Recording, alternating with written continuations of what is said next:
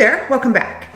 So we'd all like to think that we're very rational and logical in the way we approach problems and make decisions or even form judgments about other people, right? Not so much.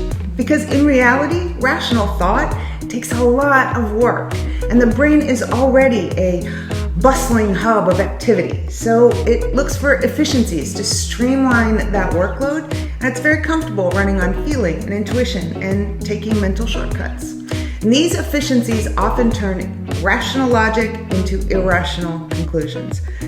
Let me give you an example. One could argue that the if-then-I-know logic is what has allowed us to survive and evolve. For example, if you touch a hot stove and you get burned, you jerk your hand away, and your if-then-I-know statement is logical. If I touch a hot stove and then I get burned, I know that touching a hot stove will burn me. And all of the brain structures work the way they're supposed to, and the rational brain wins, and you go on to survive another day. But thanks to mental shortcuts and unconscious biases, that same logic doesn't apply to every experience. Let me give you another example. Ken asked his boss for a meeting to get feedback on a really important project. They scheduled the meeting for first thing Monday morning, and Ken conscientiously prepares for the meeting all weekend long, only to find an email in his inbox at 7:45 on Monday morning from his boss canceling the meeting with no explanation. So Ken's if-then-I-know statement is, if I schedule a meeting with my boss and he suddenly cancels with no explanation, then I know that he doesn't think what I do matters and that my work is not important.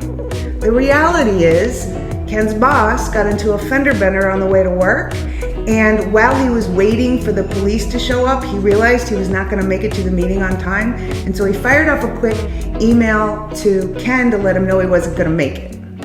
See, this is an example of a common misconception, the kind we form all the time without even realizing it. The assumption is that we have all of the necessary information to form a rational conclusion.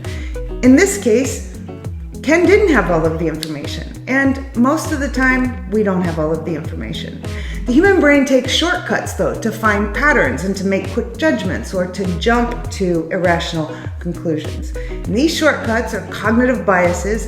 We all have them. Most of the time, we're not even aware of them, and they may even be undermining the success of your team or organization. If you want to learn more about cognitive biases that influence irrational decisions and team dynamics, check out my recent blog. And if you're interested in those unconscious biases hard at work in your workplace and how they might just be killing your business, download my white paper. I'll add the link to both down below.